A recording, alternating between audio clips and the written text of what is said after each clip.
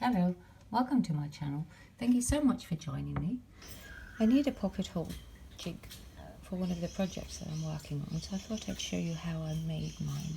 So what I've got is I've got a piece of wood which is 6 centimeters wide, and this particular piece of wood is 4 centimeters in depth, and I've got a piece of piping that is just from an old shoe rack which I'm going to be cutting, and I'm going to be cutting it at 4 centimeters, and I want to cut 2 pieces. Then I've just got some scrap MDF which I'm going to be using. This particular piece is 5 centimeters, and once I put it together then I'll know what length that I want to actually use. I've got this wee little pipe cutter which I'm going to be using to cut my little pipes.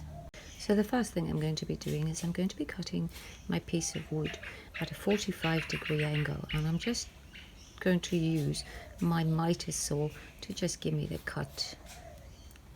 I've cut my little piece, so I've got my 45-degree angle, and now I'm going to cut the little pipes. So I've marked them off at 4 centimeters each, and now I'm just going to take my pipe cutter and cut the pipes. So just place the pipe in the center and then just start rotating, and each time tighten it a wee bit more.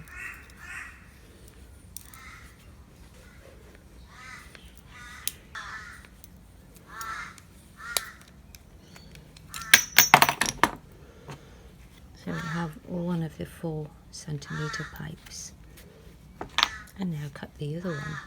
Depending on how far you want your pocket holes to be, so I'm going to go with a 3 centimeter gap in the center, so that I've got quite a nice distance between my holes.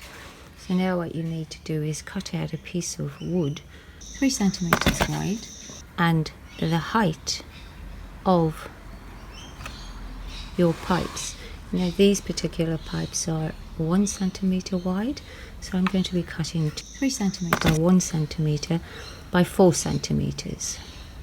So I've got all my little pieces that I'm going to be using, so I've gone with this particular piece is 5.5 centimeters, which is the same length as the big piece of wood, like that. I'm just lining them up against the side here, and then putting my pipes on, and then the little piece in the center that we went for is 3 centimeters wide and 1 centimeter high. I put the other pipe on, and to hold it all in place I've cut one piece which is the 5.5 centimeters, and this one is 2.5 centimeters, and I'm going to just be gluing that on top like that. I'm going to be using maxi nails to glue it all together, and then I'm just clamping that until it dries. My 2 little side pieces that I'm going to be using to attach it all together are 13.5 centimeters long. And now what I'm going to do is to take my block, which has got the 45-degree angle on it, and this is all dry now, so we can attach that.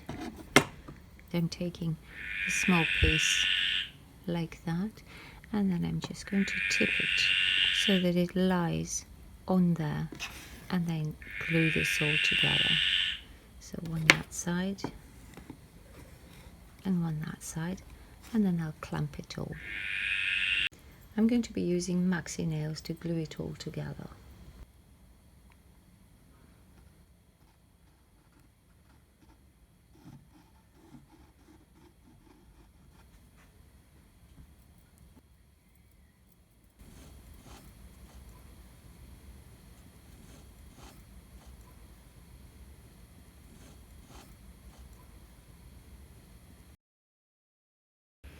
And I'm going to just set that aside until it's all dry.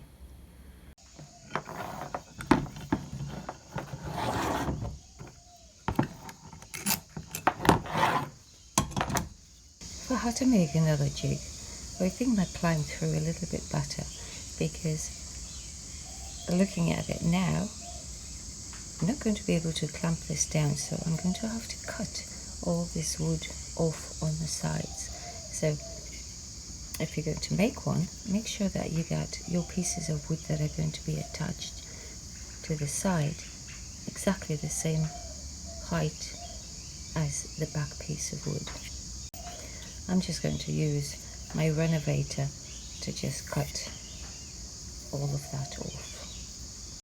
I've cut the sides down now, and I will be painting this later, because when I work with MDF and we have a very high humidity rate, I've got to seal the MDF so that it doesn't swell up.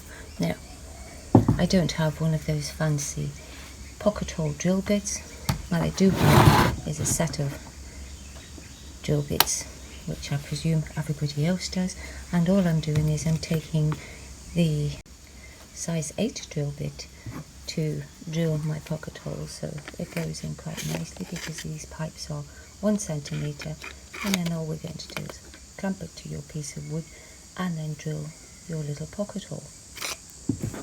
I've painted all the MDF on my little piece, and I'm leaving the hardwood unpainted because the clamps are going to go on there and they'll just take the paint off anyway. And I've marked where the entry point is for the pocket hole, so where you want your entry point to be, that's where you line this mark up. Ideally, when you're making your pocket hole jig, if you cut this particular part here from that point there to there at 4 centimeters, then you can place the whole piece right at the end of your wood, and you'll get your pocket exactly in the right position. But because I'm working with really large pieces of wood, I've given it the extra 2 centimeters because I'm using these 100mm screws. So these are the pieces of wood that I'm working with. So as you can see, they're really thick, and that's why I needed the extra distance so that they can join together. I'm using the 8mm drill bit. You probably won't get a really nice pocket with a drill bit in comparison to an actual pocket hole drill bit, but anyway, I'm just using this for outside to put some decorative pieces on, and I just need some pocket holes which are going to be filled anyway.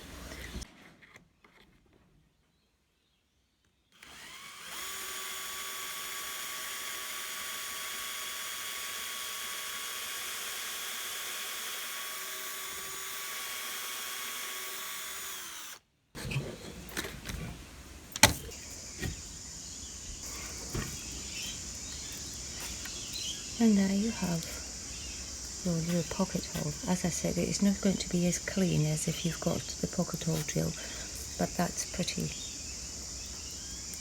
okay for what I need it for.